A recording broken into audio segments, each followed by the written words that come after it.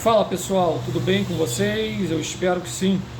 Para você que está chegando agora, não me conhece, eu sou o biólogo Igor Maquieira, tá? Você está no canal Ciência e Meio Ambiente. Eu estou para fazer uma crítica, uma análise a respeito desses acontecimentos no Estreito de Hormuz, tá?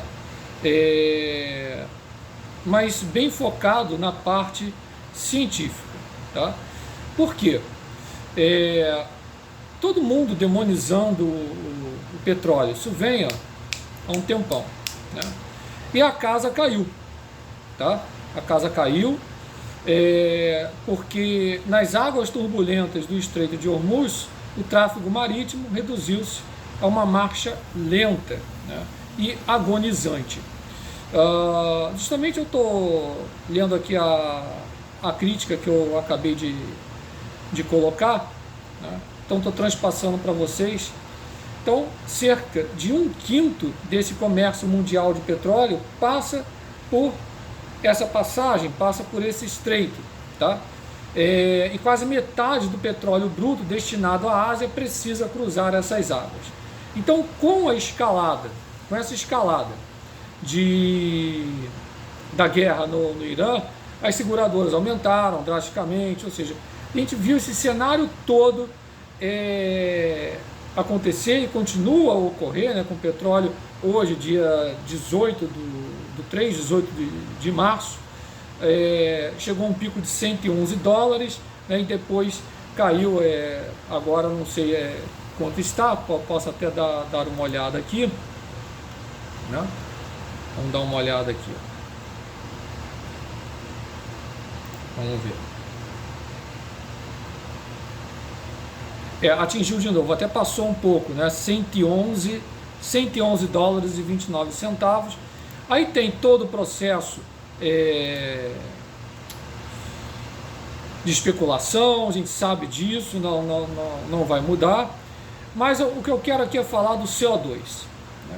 Todo mundo demonizou o petróleo por conta do CO2, né? Não pode emitir CO2, que vai causar mudança climática, não sei o que lá. E eu canso de demonstrar aqui que isso está justamente errado, tá? Porque isso não se sustenta com dados do mundo real, né? Se sustenta através de dados de reanálise de modelos. E o que está acontecendo agora, né? Os governos disseram o quê? Que restringir a perfuração de oleodutos, tá?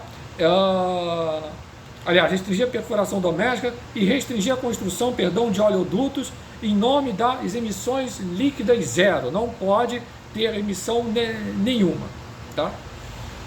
Sendo que das duas décadas, as últimas 2 décadas, o que aconteceu? As nações ocidentais minaram sistematicamente sua própria independência energética.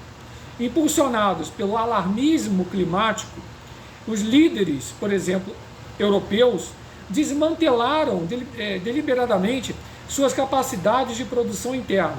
A Alemanha, como já noticiado aqui várias vezes, fechou as suas usinas nucleares e as instalações de carvão sob os mandatos ambientais, forçando uma dependência desesperada pelo GNL, que é o gás natural liquefeito de fornecedores distantes.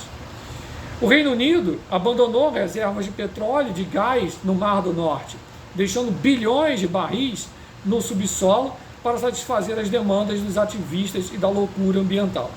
No Canadá, entraves regulatórios paralisaram infraestruturas inteiras críticas, como a expansão do oleoduto Trans Mountain, que visava transportar a produção das vastas areias bituminosas de Alberta para os mercados globais.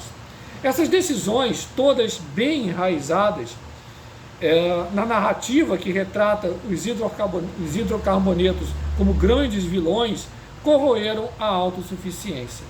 Ao suprimir artificialmente a exploração doméstica, as nações desenvolvidas criaram sua própria dependência de importações voláteis de energia estrangeira. Trocaram a energia segura e produzida internamente por linhas de suprimento extremamente vulneráveis que se estendem por regiões hostis. Quando os volumes de gás russo entraram em colapso lá em 2022, muitos governos europeus correram para frear cargas de GNL a preços exorbitantes e fechar acordos de curto prazo com fornecedores do Golfo e dos Estados Unidos. Essa experiência deveria ter desencadeado uma retaliação sóbria. Ao invés disso, os formuladores de política redobraram os esforços em prol das emissões net zero, ou seja, zero carbono. Ora, o que aconteceu? A atual interrupção do Estreito de Hormuz é um segundo alerta, e desta vez os planos de contingência são praticamente inexistentes. O Sudeste e o Nordeste asiático estão no epicentro desse choque, e isso causa, claro, commodities e etc., efeitos globais. Quase metade de todo o petróleo bruto destinado à Ásia passa pelo Estreito de Hormuz. A Coreia do Sul, o Japão, Taiwan e outros países construíram economias industriais líderes mundiais partindo do pressuposto de que o petróleo e o gás do Golfo continuariam disponíveis e acessíveis. Aliás, só para vocês terem uma ideia, os principais polos industriais da Coreia do Sul, aqui vai a pronúncia, não sei se está correta, mas as fábricas de Gyeonggi-do, acho que é assim, e as refinarias e os estaleiros de Ulsan funcionam com carvão, petróleo e GNL importados. Em 2024, os combustíveis fósseis forneceram 79%, repito, 79% da energia primária consumida. As refinarias do Japão também alimentam um denso ecossistema de fábricas de automóveis, eletrônicos, produtos químicos, etc, etc, etc. Para encurtar, o acerto de contas financeiras dessa ilusão verde foi brutal e imediato. Na manhã de 4 de março, o mercado sul-coreano despencava 12%.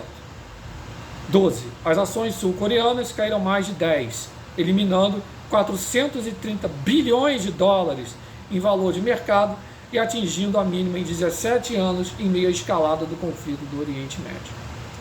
Em meio a isso tudo, a gente tem assistido nos noticiários leilões, esquemas, como liberar reservas de petróleo, mas sem grandes frutos. E essa formiguinha aqui que bate, aliás, batia quase que diariamente, porque infelizmente quem publica a parte da verdade no país é sancionado. Mas o que aconteceu? Nenhuma dessas indústrias pesadas dessas regiões conseguem funcionar apenas com energia eólica e solar. Aliás, o que eu ia falar, mas perdi o raciocínio aqui. Eu tive que ver certo comentarista da Globo News, digamos que não enaltecendo a guerra, não isso, alguns comentários pertinentes, mas colocando que o mundo errou por não apostar mais na energia verde. Oh, que absurdo isso, que curioso, né? Que coisa assim fenomenal, não é, André Trigueiro? Agora, a interrupção do Estreito de Hormuz expôs uma campanha política contra os combustíveis fósseis. Como eles estão fazendo. Não, temos que investir nas energias verdes. Ora, vocês se esquecem que, em primeiro lugar, de verde isso não tem nada. Eu não vou me alongar aqui, mas, porém, contudo, entretanto, no contexto atual que vocês falam da transição energética, a energia chamada verde, entre aspas, depende do petróleo. Ou vocês se esqueceram disso? E de seus derivados? mesmo que de forma indireta, para infraestrutura, para produção e para logística. Na fabricação de equipamentos, painéis solares, as pás das turbinas eólicas, baterias dependem de materiais plásticos, resinas, compostos sintéticos derivados do petróleo. Para extrair tudo isso, lá no início, tem que ter maquinário movido a petróleo, a diesel, a gasolina, ou seja lá o que for. A logística, o transporte de tudo isso que sai das fábricas, que dessas fábricas, muitas delas são movidas a energia térmica, então depende do petróleo, são movidos a diesel, a gasolina. A operação e manutenção, inclusive a instalação, depende de máquinas de construção, guindastes, embarcações usadas na instalação, por exemplo, da energia eólica. Não estou falando só da offshore, depende do petróleo. Não é? Mas isso vocês não falam para o públicozinho de vocês. Não é? Então, a passagem ali do Estreito de Hormuz está dando um tapa na cara, né? Ou um choque de realidade, de onde eu sempre falei aqui, né? Não sou contra a chamada energia verde, talvez para abastecer uma casa e etc. Mas não é e não vai ser a matriz principal, porque ela é cara, ineficiente e intermitente, e não tem nada de verde. Canso de falar aqui. Canso de falar. O caso do bisfenol, né? O caso do BPA, o caso das terras raras, o caso do minério, tudo isso para montar a chamada energia verde. Aliás, para finalizar, se ela fosse tão boa e tão eficiente, eu repito isso antes de finalizar esse vídeo, ela seria a matriz sólida, a matriz que está ali.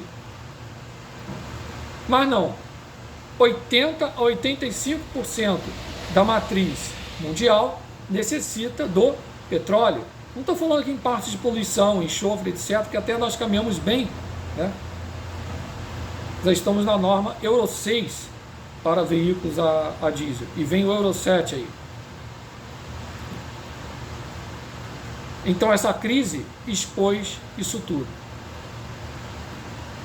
Expôs justamente, e estamos testemunhando, o custo de construir uma economia baseada em narrativas amalucadas, ao invés dos princípios básicos da física, da biologia e da química. Ok? Eu espero que esse segundo aviso, o primeiro foi Rússia e Ucrânia, não estava nem no Rio, estava em Minas. E agora, essa crise expôs e colocou o alerta global que, olha, se continuar com essa papagaiada, o mundo para. Né? E detalhe, ainda temos muitos anos, né? Eu vou morrer, talvez quem está assistindo esse vídeo vai morrer, e a matriz vai continuar sendo o petróleo. Eu sou o biólogo Igor Maquieira, aqui no Ciência e Meio Ambiente. Eu espero que vocês tenham gostado dessa análise, né? Quem me conhece de longa data sabe, né, o riquíssimo e vasto material que está contido aqui no canal, de embasamento técnico e científico, né, que poucos divulgam. Um abraço, fiquem na paz e inscrevam-se no Alerta do Tempo.